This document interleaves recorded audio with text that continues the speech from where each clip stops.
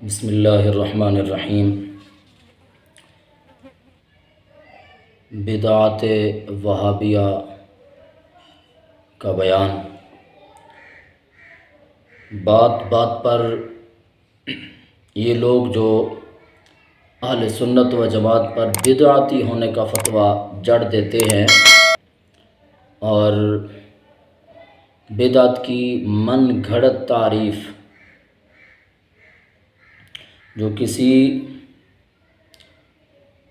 مسلمہ کتاب سے ثابت نہیں ہے وہ کر کے اور بات بات پر بدعت کا فتویٰ لگا دیتے ہیں، تو اس لحاظ سے یہ خود بھی کئی بدعات کا ایجاد کر چکے ہیں اور اس پر عمل پیرا بھی ہیں، اور اس لحاظ سے یہ خود بدعاتی قرار پاتے ہیں۔ اس گھر کو آگ لگ گئی گھر کے چراغ سے۔ علامہ اقبال نے کہا کہ دل کے پھپھولے جل اٹھے سینے کے داغ سے، اس گھر کو آگ لگ گئی گھر کے چراغ سے۔ ظاہر سی بات ہے کہ جب اس طرح کے اپنی طرف سے کوئی اصول وضع کیے جائیں گے جو ائمہ کرام سے وہ اصول ثابت نہیں ہیں، تو پھر ان کا یہی حال ہوگا کہ چمن میں تھی ڈالیاں ہزاروں مگر مقدر کا کھیل دیکھو، گری اسی شاخ پر ہے بجلی بنایا جس پر تھا آشیانہ۔ جس شاخ پر آشیانہ تھا اسی پر بجلی گر گئی۔ جس اصول کو ہم نے اہل سنت کے لیے ایجاد اور وضع کیا کہ اس اصول کے تحت تم بدعتی قرار پاتے ہو، اسی اصول کے تحت تو اکابرین دیوبند بھی نہ بچ سکے، اسی اصول سے تو علماء وہابیہ اہل حدیث بھی نہ بچ سکے۔ راہ سنت کتاب ہے ان کی، اس کے صفحہ نمبر 57 پر بدعت کی تعریف لکھی۔ جو چیز حضرت صلی اللہ علیہ وسلم اور صحابہ کرام اور تابعین سے منقول و ثابت نہیں وہ بدعت ہے۔ اس تعریف کو ذہن میں رکھنا ہے اور ہر وقت یہ ذہن میں ہوتی ہوگی آپ کے، اسی تعریف پر وہ اپنی باتیں بنا کر اور اہل سنت پر اعتراض کرتے ہیں۔ دیکھیں کہ اس تعریف کے لحاظ سے کیا دیوبندی بھی بچتے ہیں، کیا اہل حدیث بھی بدعت سے بچتے ہیں کہ نہیں۔ آئیے دیکھیے، بہشتی زیور مولانا اشرف علی تھانوی صاحب کی کتاب ہے، حصہ 11واں ہے، اس میں نماز عیدین اور نماز عیدین کے خطبے کے بعد ہاتھ اٹھا کر دعا مانگنے کے بارے میں حضرت سے پوچھا گیا، تو کہتے ہیں بعد نماز عیدین کے دعا مانگنا گو نبی کریم صلی اللہ تعالیٰ علیہ وسلم اور ان کے صحابہ اور تابعین اور تبع تابعین رضی اللہ عنہم سے منقول نہیں۔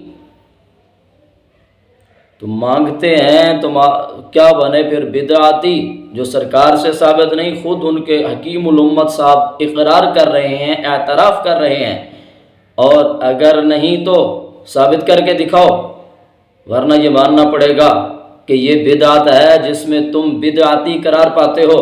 آگے چپر کیا لگاتے ہیں اس پر عقیدے کے لحاظ سے، کہتے ہیں مگر چونکہ ہر نماز کے بعد دعا مانگنا مسنون ہے، ہر نماز کے بعد دعا مانگنا مسنون ہے، اس لیے بعد نماز عیدین بھی دعا مانگنا مسنون ہوگا۔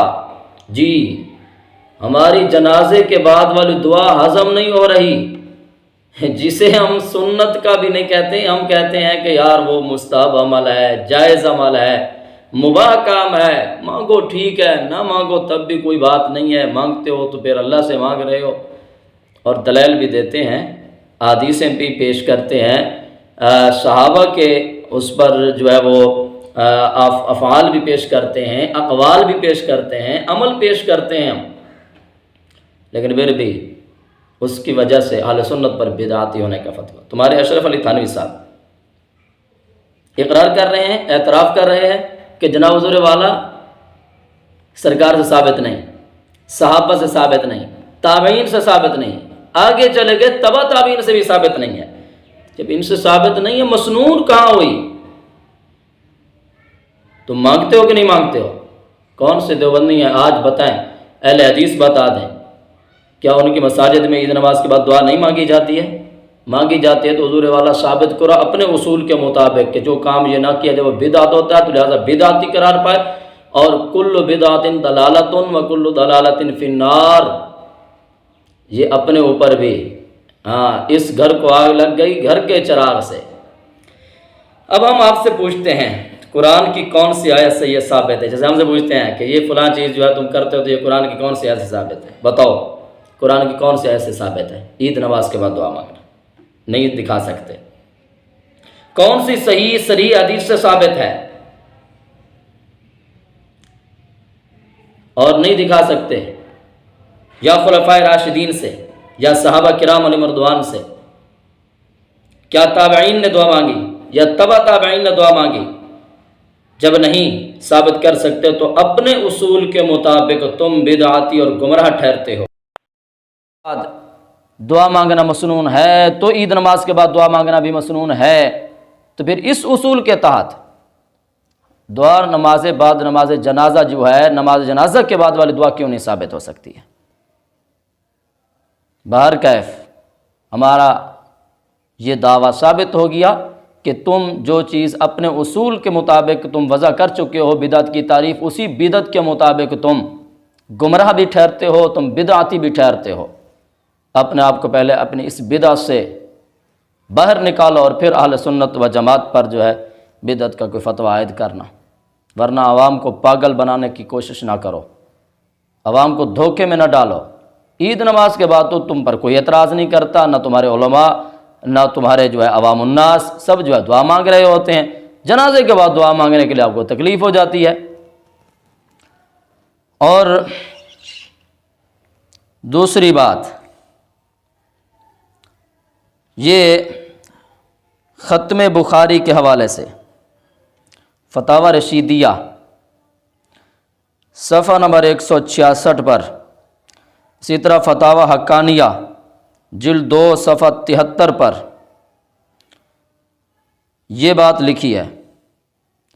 سوال یہ ہوا کہ کسی مصیبت کے وقت بخاری شریف کا ختم کرانا قرون ثلاثہ سے ثابت ہے یا نہیں، بدعت ہے یا نہیں؟ سوال کرنے والے نے بڑا جاندار سوال کیا کہ قرون ثلاثہ کی جو رٹ لگاتے ہو اسی کے مطابق تم بتا دو، آیا کہ قرون ثلاثہ کے اندر ختم بخاری شریف کرنا یہ کسی مصیبت کے وقت ثابت تھا یا نہیں، اور بدعت ہے یا نہیں ہے؟ اب جواب سنیے۔ کہتے ہیں ختم بخاری شریف قرون ثلاثہ میں بخاری تالیف ہی نہیں ہوئی تھی۔ او جی، واقعتاً قرون ثلاثہ میں بخاری شریف کہاں جو ہے وہ تالیف ہوئی تھی؟ تو اس سے تو پتہ چلا بخاری لکھنا بھی بدعت ہوا۔ چلو بخاری لکھنا بدعت نہ ہوا، اگرچہ قرون ثلاثہ میں نہ تھی، آپ کے پاس کوئی دلیل ہے تو لاؤ۔ ہمارا جو اعتراض ہے وہ ہم آگے چل کر رہے ہیں۔ وہ کہتے ہیں بخاری شریف تو تالیف ہی نہیں ہوئی تھی مگر اس کا ختم درست ہے۔ ختم بخاری درست ہے کہ ذکر خیر کے بعد دعا قبول ہوتی ہے، اس کا اصل شرع سے ثابت ہے، بدعت نہیں ہے۔ بخاری شریف خود تالیف بھی نہیں ہوئی تھی قرون ثلاثہ میں، اس کے بعد تالیف ہو رہی ہے، اور جو قرون ثلاثہ میں ختم بخاری شریف نہیں کیا جاتا تھا مصیبت کے وقت، تو اب اس کا ختم کرنا درست بھی ہو گیا، اور اس کے بعد اس کو ذکر خیر بھی کہا گیا، اور اس کے بعد کہا کہ ذکر خیر کے بعد دعا قبول ہوتی ہے، تو اور یہ کہا گیا اس کی اصل شرع سے ثابت ہے، بدعت نہیں ہے۔ بتاؤ اس کی اصل کہاں سے ثابت ہے؟ ہم پھر وہی سوال دہراتے ہیں آپ پر۔ پہلی بات تو ہم یہ کرتے ہیں کہ ختم قرآن پاک کرایا جائے تو تمہیں تکلیف ہو جاتی ہے کہ کل خانی کا ختم کیوں کرا رہے ہو، تیجے کا، چالیسویں کا، فلاں کا ختم کیوں کرا رہے ہو؟ تم قرآن پاک کے ختم پر تو اعتراض کرتے ہو، ختم بخاری پر کیوں اعتراض نہیں کر رہے بلکہ اس کی تو تمہاری کتابوں میں لکھا ہے یہ درست ہے، بدعت بھی نہیں ہے، تو کہاں گیا وہ اصول تمہارا کہ جو کام نبی کریم صلی اللہ تعالی وسلم نے نہ کیا ہو، صحابہ نے نہ کیا ہو، فلاں نے نہ کیا ہو، فلاں نے نہ کیا ہو، لہذا وہ بدعت ہے، لہذا اس اپنے اصول کے تحت جو ہے بدعتی قرار پاتے ہو، مان لو بدعتی قرار پاتے ہو۔ نہیں مانو گے، ہاتھو برہانکم ان کنتم صادقین، تو لو اس کی دلیل اگر تم سچے ہو۔ کس چیز سے؟ بتاؤ، قرآن سے یہ ثابت ہے؟ ختم بخاری نہیں دکھا سکتے۔ اور کیا صریح سے حدیث سے ثابت ہے؟ خلفائے راشدین سے ثابت ہے؟ دیگر صحابہ کرام علیہم رضوان سے ثابت ہے کہ انہوں نے کبھی جو ہے مل بیٹھ کر جو ہے کوئی احادیث مبارکہ پڑھنا شروع کی ہو، خیر و برکت کے لیے ایسا کام کیا ہو؟ چلو بخاری نہیں تھی، ویسے احادیث مبارکہ جو ہے وہ چند احادیث مل کر انہوں نے بیٹھ کر پڑھی ہوں تاکہ اس سے مصیبت رفع ہو جائے، دفع ہو جائے، پھر دعا مانگی ہو، دکھاؤ۔ اور کیا تابعین نے ایسا کیا؟ تبع تابعین نے ایسا کیا ہے؟ جب تم نہیں دکھا سکتے تو اپنے اصول کے مطابق تم گمراہ اور بدعتی قرار پاتے ہو، اور تم انہیں فَإِن لَّمْ تَفْعَلُوا وَلَن تَفْعَلُوا، اور ہرگز تم یہ نہیں کر سکو گے، اس پر دلیل نہیں لا سکو گے۔ اور اس پر ایک اور سوال، ختم بخاری کی تخصیص کس آیت سے ثابت ہے یا کس حدیث پاک سے ثابت ہے کہ ختم بخاری ہی پڑھنی ہے، کوئی اور نہیں؟ اس پر اور سوال، جب ہر نیا عمل گمراہی اور بدعت ہے، ہر نیا عمل، تو بتاؤ ختم بخاری مصیبت کے وقت بدعت نہیں؟ ختم بخاری بھی تو بدعت ہوا نا تمہارے اپنے اصول کے مطابق۔ اور اس کے بعد گنگوہی صاحب نے کہا کہ ذکر خیر ہے، اگر یہ ذکر خیر تھا تو صحابہ نے عمل کیوں نہ کیا؟ ہاں ذکر خیر تھا نا، اب ہمیں بھی کہتے ہیں کہ یہ اچھا کام ہوتا تو سرکار کرتے، اگر اچھا کام ہوتا تو صحابہ عمل کرتے، اچھا کام ہوتا تو تابعین عمل کرتے، فلاں عمل کرتا، فلاں عمل کرتا، اگر یہ ذکر خیر تھا تو صحابہ کے دور میں قرون ثلاثہ میں یہ کیوں نہیں ہو رہا؟ اور اس کو بدعت بھی نہیں قرار دیا جا رہا۔ تو لو دلیل اپنے اصول کے مطابق جو ہے دلاؤ دلیل، ورنہ تم بدعتی قرار پاتے ہو اور اپنے آپ کو اس بدعت سے نکالو۔ اور ہم کہتے ہیں کہ تم اپنے آپ کو اس بدعت سے نہیں نکال سکتے، تمہارے علماء جنہوں نے یہ لکھا، جو اس پر عمل کر رہے ہیں، کتابوں میں تحریر کر چکے ہیں، ان کو اپنا بزرگ و پیشوا مانتے ہو تو اپنے اصول کے مطابق، اس گھر کو آگ لگ گئی گھر کے چراغ سے، اپنے اصول کے مطابق تم بدعتی قرار پاتے ہو۔ اور اس کے بعد تیسری بدعت، سیرت رسول کا جلسہ اور کانفرنس کرانا، سیرت الرسول کا، اور اسی طرح ختم بخاری کا جلسہ کرانا، دستار فضیلت کا جلسہ کرانا۔ آئیے الجامعہ بنوری ٹاؤن کا فتویٰ نمبر 37,883،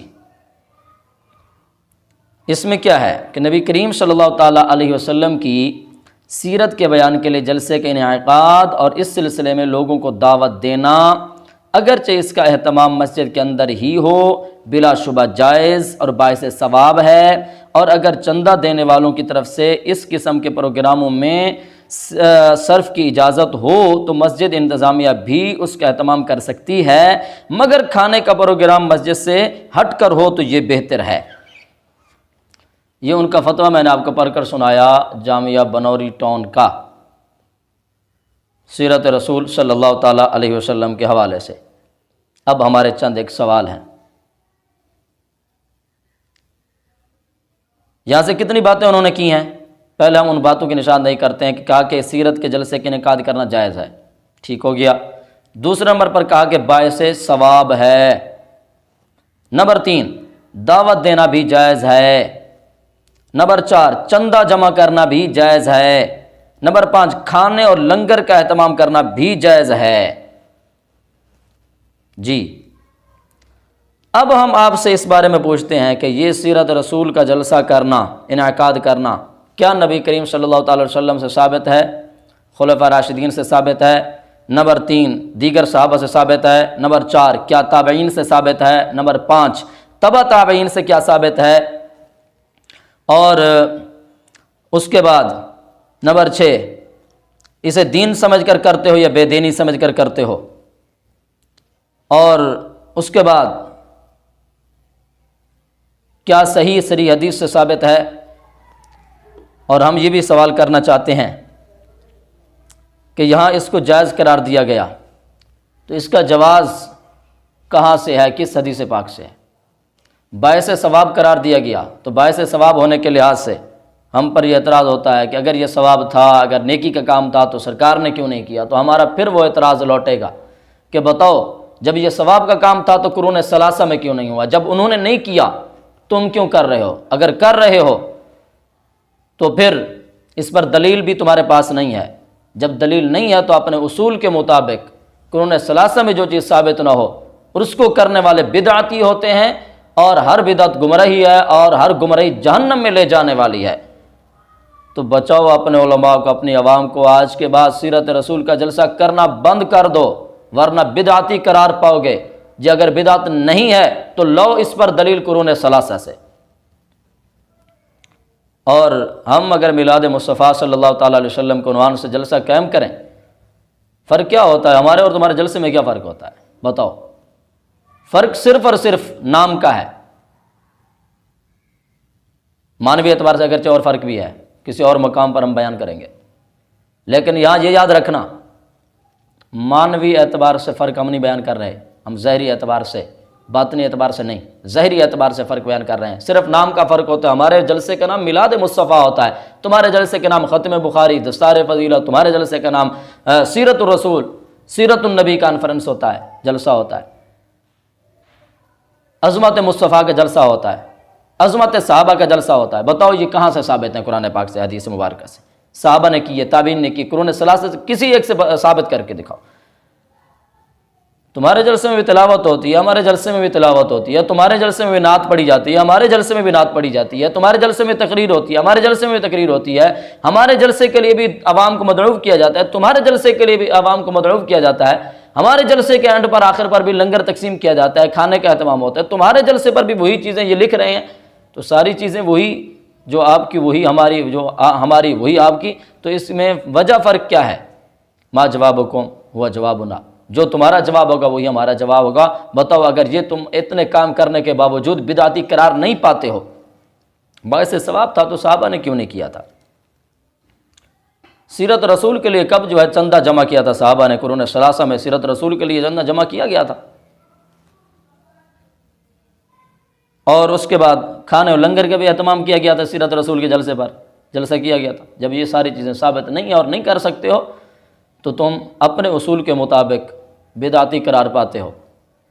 تمہارا اصول جو قرون ثلاثہ سے ثابت نہ ہو، صحابہ سے، نبی کریم صلی اللہ تعالی علیہ وسلم سے، قرآن سے، حدیث سے ثابت نہ ہو، بدعت ہوتی ہے، اور ہر بدعت گمراہی ہے۔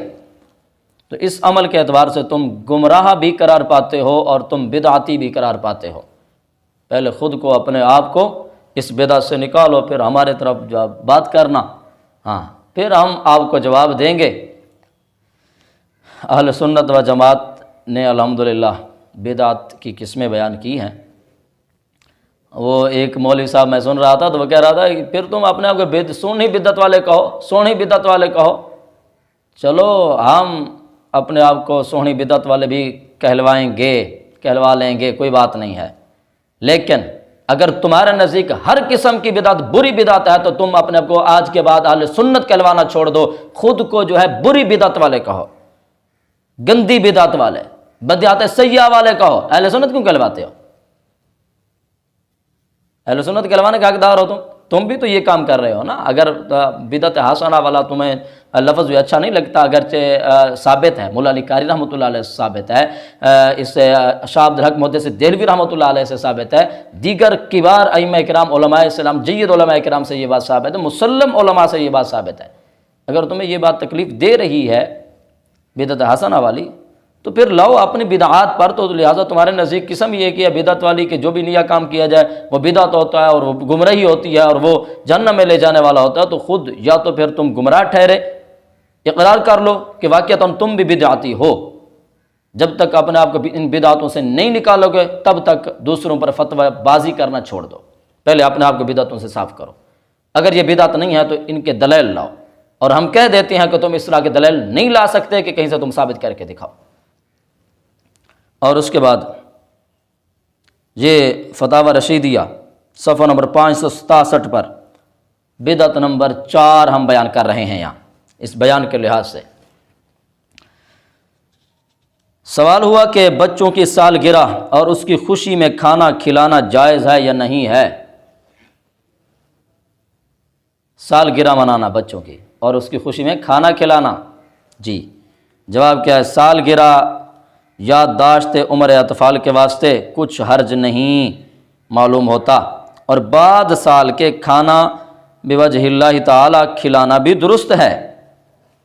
بہت خوب، سالگرہ بچے کی منانا درست، سال کے بعد، لیکن میلاد والا دن نہیں منانا۔ ہاں جی میلاد والا دن نہیں منانا۔ اب ہم پوچھتے ہیں کیا بچوں کی سالگرہ منانا اس میں آپ کو کوئی حرج معلوم نہیں ہوتا تو یہ کیا قرآن سے ثابت ہے؟ یہ بھی ہم پوچھیں گے کہ حدیث پاک سے ثابت ہے یا